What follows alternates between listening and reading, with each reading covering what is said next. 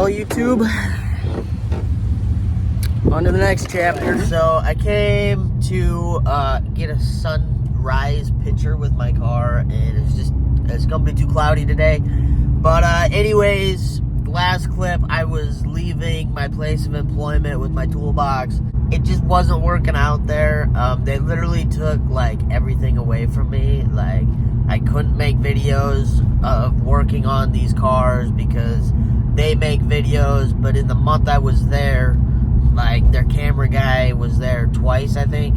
So, like, I don't know how we're competing or anything, but their whole deal was, if I'm going to benefit off of something of theirs, like literally anything of theirs, that I need to promote their business in a positive way for free. Well, I was not willing to do that, so I put my life on hold so I could save some money. But alright, so the funny part about it is I didn't make enough to cover my bills and gas plus groceries while I was working there, and I still have 5 months of my rent paid for. So I need to do what I need to do. So I loaded up and I left. I don't know what I'm gonna do yet, and I know it sounds crazy, like, dude, you didn't save any money while you were there because you couldn't, and now you quit your job with no money saved and you don't know what you're gonna do. But so my paycheck wasn't enough to cover my bills, and I have 2 vehicles that need gas in them that are $70 to $100 to fill up each, and it costs me $100 to $150 a week to drive to this place to get a check that's not even like good in today's standards anymore. Like, at one time it was good money, absolutely, but it's not anymore. It's very unfortunate, but I had to do something about it before I end up way too far in debt, because like I would have had to rob money from paying for bills to pay for gas, which would have put those bills farther behind, and then my next check would have went to catching those bills up just to pay those bills again, because it took me a minute to get them caught up. So it's just a never-ending cycle. So after a couple phone calls, I decided it was best just to load up and get out of there while I still have some dignity and some sanity. And some of the stuff that like are their standards, or that they are claiming as their standards, quite frankly, it's not even close to up to par. Some of the stuff is very, very sketchy. Fortunately, the couple vehicles that I did fix should be fixed and able to continue down the road now for a lot longer than they did the first time. Over the last week, I had the luxury of working on a 67 GT500 clone, and literally working at this shop, they think that they are somebody so big.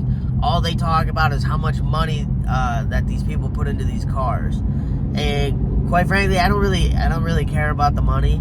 I don't want to hear about the money, because after looking over some of the vehicles that come in for warranty work, like this 67 Shelby clone something, I don't even know. This thing is supposed to be like 101, I guess, but it's a clone, so I don't know how it's worth anything.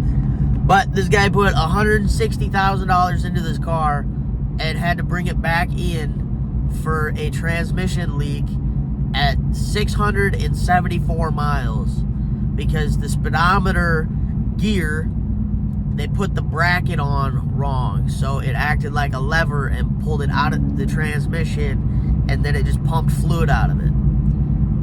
Well, that's the type of shit that you find in these cars. No respect, no nothing, no fucking, hey man, maybe we'll get you another $1. No, literally no nothing. No benefits, no workman's comp, no nothing. So I had to get the hell out of there, and that's what I did.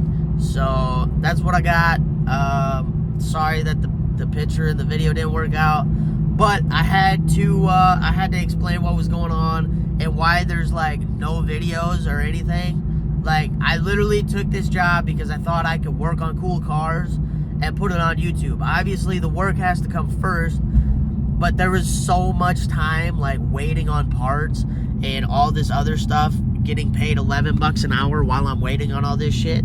Like, I could have been doing shit for you guys. Like, I had a whole video planned out, or not even planned out. It was already filmed, and then that same day, they hit me with the conflict of interest on YouTube. So that's, man, that was kind of the real turning point there. Because, I mean, dude, I do this stuff for fun, and now you're telling me I can't do it. Like, I can show up, work for you. Okay. They just ran out in front of me. Not real sure what's going on here. Cute little puppy, though. Big puppy. Go get them, killers. Me again. Shocker. I didn't finish the video because the dogs distracted me, and then I told myself I was going to go back and do it, and I never did it. I've applied for a bunch of jobs. This is like easily a week later. So things are looking up. I'm a lot happier. I got my toolbox moved into my apartment. It's now my TV stand. Or I have the thought of putting my car out for rental just to make some income, since I do live in a tourist town. But everything's up in the air. I was going to move home, take on a job, but I decided I didn't go hard enough. Came down for YouTube and cars and all that sort of stuff, and I haven't had the opportunity to go, like, see it all. So I'm going to stick it out. I'm going to do whatever I got to do, whether that be work fast food, ask for money on the corner, whatever the case.